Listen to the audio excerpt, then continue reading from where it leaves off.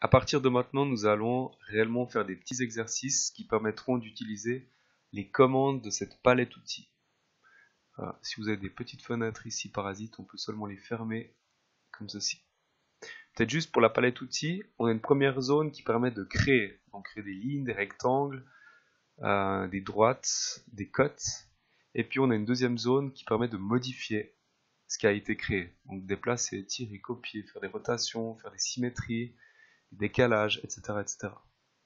Le premier exercice, c'est la création d'un petit escalier. Vous avez le modèle ici, et là vous allez copier ce modèle en respectant ces cotes. Vous avez une marche à suivre qu'on va voir ensemble. Donc là, l'idée c'est de prendre la commande 1, commande ligne de maçonnerie, cliquer sur la croix, c'est la croix rose. Là on voit que j'ai un trait bleu. À l'impression, ce trait bleu va apparaître en gras, donc tout est paramétré d'avance.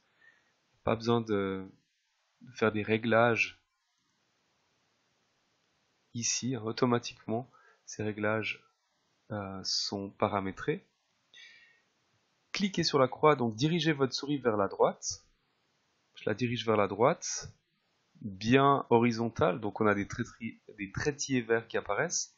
Et tapez 120, c'est la mesure de cette marche. 120, puis Enter, c'est la grosse touche au milieu du clavier. Ou à l'extrémité du pavé numérique aussi. Continuez selon ce principe jusqu'à l'obtention de la forme. Eh bien on continue. Donc là je descends verticalement, j'ai 100. Ensuite horizontalement 120. Verticalement 100. 120. Encore une fois 100. Enter. À ce moment-là, je peux repérer ce point. Automatiquement, j'aurai des trétiers verts qui apparaîtront. Un trétier vert horizontal apparaît également quand j'atteins l'horizontalité. Et là, je peux cliquer et remonter. Si vous voulez contrôler vos mesures, vous pouvez aller sur la cotation standard. Et puis, on peut cliquer. On a la mesure qui apparaît. Là, on peut taper sur barre d'espace pour la faire disparaître. Barre d'espace à nouveau si vous voulez contrôler une autre mesure, comme ceci ou comme cela. Si on veut insérer une cote, alors il faudra encore cliquer une troisième fois. Et là, votre cote est fixe. Maintenant, je vais la supprimer, delete. Par contre, si je veux juste contrôler, clic, et puis barre d'espace pour ne pas aller plus loin, pour interrompre la commande. Barre d'espace pour reprendre la commande. Escape pour tout quitter.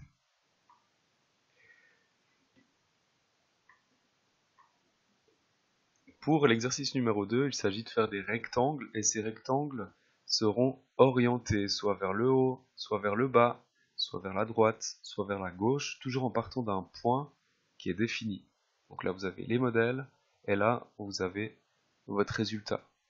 Donc comme tout à l'heure, la marche à suivre, donc prendre la commande 2 dans la palette outils, cliquez sur la croix, donc c'est cette croix là, dirigez votre souris vers le haut à droite, et puis là vous avez déjà un indice, vous avez des petites valeurs qui apparaissent sur fond blanc, sur fond gris. Ce sont les dimensions que vous êtes en train de dessiner. Ces dimensions varient en fonction de votre position de curseur. Et là, ce qui est intéressant, c'est qu'on voit que les deux valeurs sont positives. Et c'est exactement selon cette logique que nous allons insérer les deux dimensions. Ces dimensions sont indiquées ici. À chaque fois, on fera des rectangles de 20 par 300. Donc, j'insère d'abord la dimension horizontale, 20, ensuite une virgule, et ensuite la dimension verticale, 300, et pour terminer, Enter. Donc quand on part à droite et en haut, les deux valeurs sont positives. C'est comme dans les graphiques que vous faisiez à l'école. Ici on avait des valeurs plus, là moins plus, ici moins moins, et là, plus, moins. Pour le deuxième exemple, on part à nouveau de la croix. D'abord la valeur verticale qui part vers la droite, donc positif, 20. Ensuite virgule, moins 300, puisqu'on va vers le bas. Enter, le résultat apparaît. Barre d'espace pour réactiver le rectangle, clique sur la croix. Un rectangle qui est horizontal, donc on commence par les 300, virgule, 20, puisqu'on est à droite et en haut. Et là pareil, mais vers la gauche et vers le bas, donc moins 300, virgule, moins 20. Enter.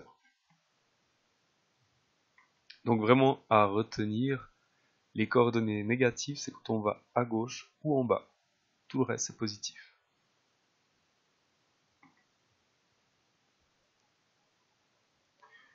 Ici, on va utiliser la commande copier. Vous avez une coupe en plan d'un meuble avec ses côtés, un dos, il y a un petit tiroir là-dedans. Et puis, on va copier tout ça 700 mm à droite. Donc, capturer l'objet de droite à gauche, c'est-à-dire qu'on va cliquer ici, on relâche le clic et on capture à l'aide de cette fenêtre qui est verte. Là, on reclique pour fermer cette capture. Ensuite, on va prendre la commande copier. On peut cliquer sur le coin d'un objet, orienter vers la droite, taper 700, puis Enter. Et votre objet a été copié à une distance de 700. Donc entre ce point et celui-là, nous avons 700.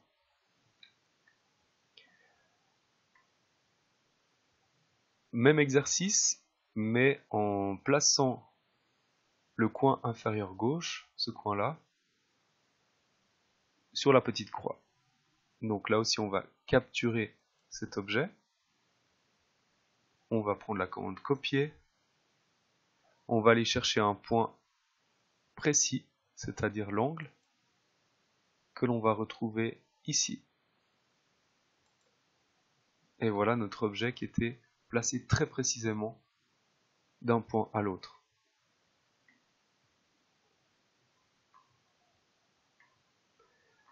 Même principe, sauf que cette fois-ci, on va déplacer cet objet pour le placer à la droite de cet objet existant, pour obtenir une traverse, par exemple une traverse intermédiaire de porte, symétrique.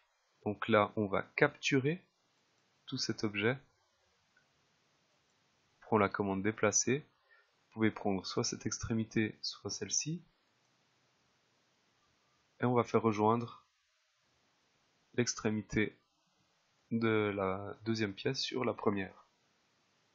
Et ces objets sont parfaitement aboutés.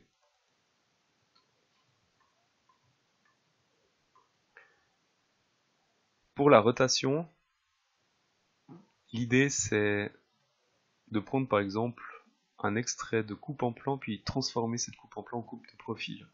Donc ça peut arriver qu'on doit faire des rotations de toute une série d'éléments qui ont été dessinés. Donc là, on va copier déjà cet ensemble de traits sur cette croix rose et puis ensuite on capture, on prend la commande rotation, on clique sur un point de rotation et puis ensuite on définit l'axe de rotation.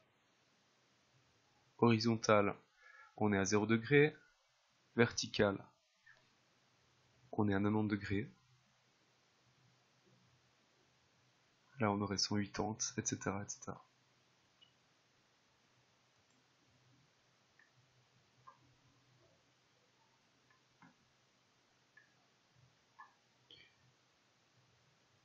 Ici on va faire une symétrie, c'est-à-dire qu'on veut obtenir un meuble complet, là on aurait sa partie gauche, et puis on voudrait la même chose à droite.